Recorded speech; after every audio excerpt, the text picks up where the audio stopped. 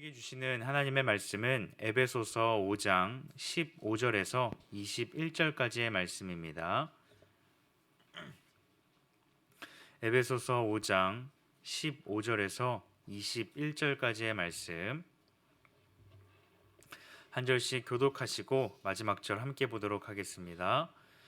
그런즉 너희가 어떻게 행할지를 자세히 주의하여 지혜 없는 자같이 하지 말고 오직 지혜 있는 자같이 하여 세월을 아끼라. 때가 악하니라. 그러므로 어리석은 자가 되지 말고 오직 주의 뜻이 무엇인가 이해하라.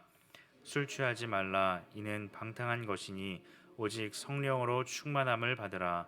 시와 찬송과 신령한 노래들로 서로 화답하며 너희의 마음으로 주께 노래하며 찬송하며 범사의 우리 주 예수 그리스도의 이름으로 항상 아버지 하나님께 감사하며 함께 보겠습니다. 그리스도를 경외함으로 피차 복종하라. 아멘. 오늘날 많은 지식을 가지고 살아가는 것은 참으로 중요합니다. 왜냐하면 지식을 얻는다라는 것은 다른 사람들로부터 인정을 받을 수 있으며 그 지식을 통해 부와 명예를 누릴 수 있기 때문입니다. 그래서 사람들은 어려서부터 대단한 지식을 얻고자 열심히 노력하고 또 자신의 자녀들이 그 지식을 풍성히 누리며 살아갈 수 있기를 원합니다. 그런데 세상에서 요구하는 지식과 또 성경에서 말하는 지혜는 크게 다르다라는 것을 오늘 본문을 통해 알 수 있습니다. 사람들은 지식에 대해서는 관심을 갖지만 지혜에 대해서는 크게 관심이 없고 중요하게 생각하지 않습니다. 오늘 본문을 통해 바울은 지혜가 무엇인지를 말씀하고 있습니다. 말씀을 통해 지혜가 무엇인지를 바르게 깨닫고 지혜 있는 자답게 살아가는 우리 모두가 되기를 바랍니다. 오늘 본문은 에베소 교회에 보내는 편지의 후반부에 해당합니다.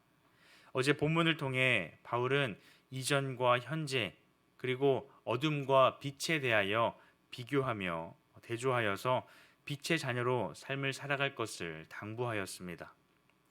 바울은 오늘 본문에서 그런즉이라는 말로 시작하고 있습니다. 즉 앞에 본문에서 말한 빛의 자녀가 어떻게 살아가야 하는지를 말씀하고 있는 것이죠.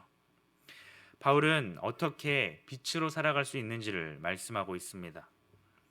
바울은 빛의 자녀로 살아야 할 하나님의 자녀들은 지혜 없는 자가 아닌 지혜 있는 자로서 살아갈 것을 권면하고 있습니다.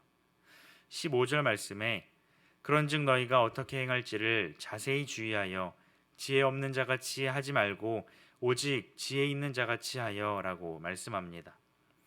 바울이 말하는 지혜는 세상이 말하는 지식과는 다른 것입니다. 많은 정보나 많은 지식을 쌓는 것이 아니라 하나님을 아는 지식이 지혜이며 그 지혜를 매일의 삶 속에서 적용하며 살아갈 것을 말씀하고 있습니다. 잠언 9장 10절 말씀에 보면 여호와를 경외하는 것이 지혜의 근본이요 라고 말씀합니다. 지혜 있는 자로서 행동해야 할 모습으로 바울은 계속해서 세월을 아끼라 라고 말씀합니다. 세월을 아낀다라는 말은 시간을 사라, 시간을 구속하라 라는 의미를 가지고 있습니다. 즉 빛의 자녀들은 주어진 시간을 잘 활용해야 한다라는 것을 말씀합니다. 왜냐하면 살아가는 때가 악하기 때문입니다.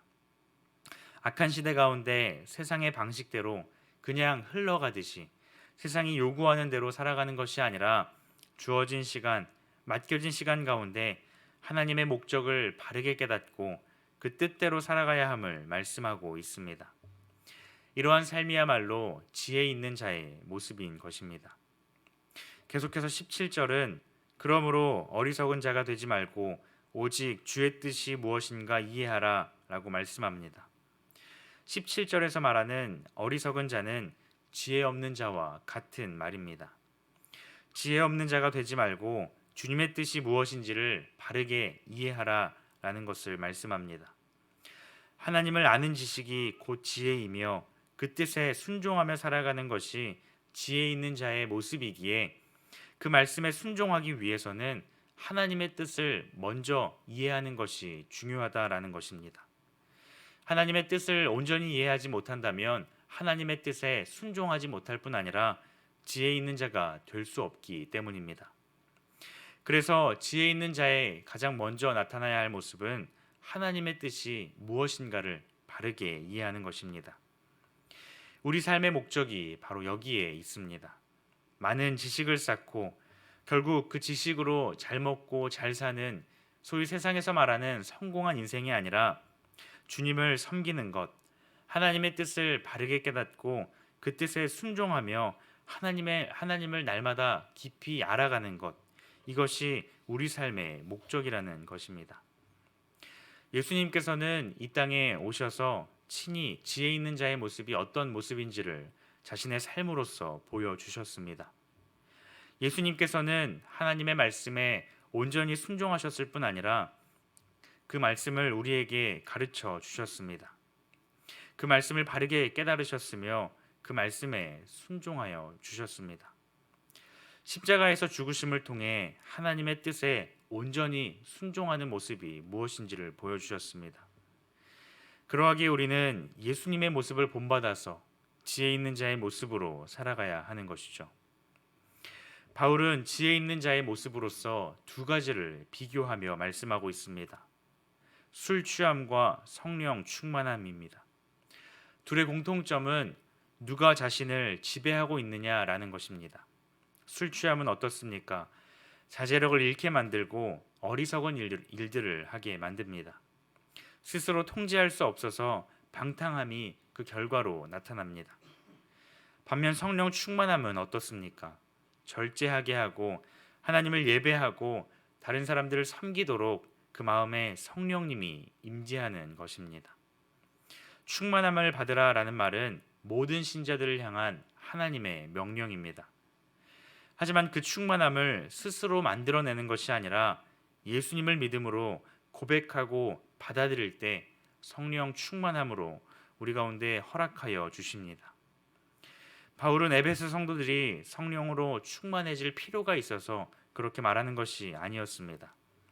이미 성령 충만해졌으므로 그 상태를 유지할 것을 말씀합니다. 이전에 한번 충만해짐을 경험하는 것이 아니라 매일의 삶 속에서 성령 충만함으로 날마다 새로운 삶을 살아갈 것을 말씀합니다. 술의 지배를 받으면 술 취함이라는 모습이 나타나듯이 성령으로 충만한 사람은 어떤 모습이 나타나야 할까요? 19절에서 21절 말씀에 그 모습에 대하여 말씀합니다. 시와 찬송과 신령한 노래들로 서로 화답하며 너희의 마음으로 주께 노래하며 찬송하며 범사에 우리 주 예수 그리스도의 이름으로 항상 아버지 하나님께 감사하며 그리스도를 경외함으로 피차 복종하라 라고 말씀합니다. 그 모습에 하나님을 찬양하는 모습이 있다는 것입니다. 중요한 것은 입술로만 찬양하는 것이 아니라 그 마음으로 그 찬양의 모습이 나타나야 하며 그 삶 속에 감사와 순종이 가득하다라는 것을 말씀합니다. 사랑하는 성도 여러분, 우리는 지혜 있는 자가 되어야 합니다. 매일의 삶 속에서 하나님의 뜻을 바르게 깨닫고 그 뜻에 순종하며 살아가는 것이 참된 지혜이며 날마다 성령의 충만함으로 살아가는 것이 바로 지혜 있는 자의 모습입니다. 세상에서 요구하는 지식만을 쫓아 살아가는 것이 아니라 날마다 주님의 뜻에 순종함으로 지혜 있는 자가 되는 우리 모두가 되기를 바랍니다. 그리하여서 우리의 삶 속에서 하나님을 찬양하고 삶 속에서 감사와 순종의 모습이 가득한 우리의 모든 삶이 되기를 주님의 이름으로 축복합니다. 기도하도록 하겠습니다. 하나님 아버지 감사합니다. 오늘 우리에게 지혜가 무엇인지 말씀하여 주시니 참 감사합니다. 세상에서 요구하는 지식을 얻는 것도 중요하지만 하나님의 자녀답게 지혜를 쫓아 살아가는 우리 모두가 되게 하여 주시옵소서. 하나님의 뜻을 바르게 깨닫고 그 말씀에 순종하게 하셔서 우리의 삶 속에 감사와 찬송이 가득하게 하여 주시옵소서. 감사드리며 예수님의 이름으로 기도드립니다. 아멘. 이 시간 말씀을 기억하며 함께 기도하기를 원합니다. 우리는 지혜 있는 자가 되어야 합니다. 하나님께서는 우리에게 지혜 있는 자가 되라고 말씀하여 주셨습니다. 하나님, 우리의 삶이 지혜 없는 자가 되지 않게 하시고 지혜 있는 자가 되게 하여 주시옵소서. 하나님의 뜻을 바르게 깨닫게 하시고 그 뜻에 순종함으로 살아가는 우리 삶이 되게 하여 주시옵소서. 그리하여 우리의 삶 속에 날마다 찬송과 감사, 순종의 모습이 가득한 우리의 모든 삶 되게 하여 주시옵소서. 이 시간 함께 말씀을 기억하며 기도하시고 개인의 기도 제목을 가지고 하나님 앞에 나아가도록 하겠습니다. 기도하시겠습니다.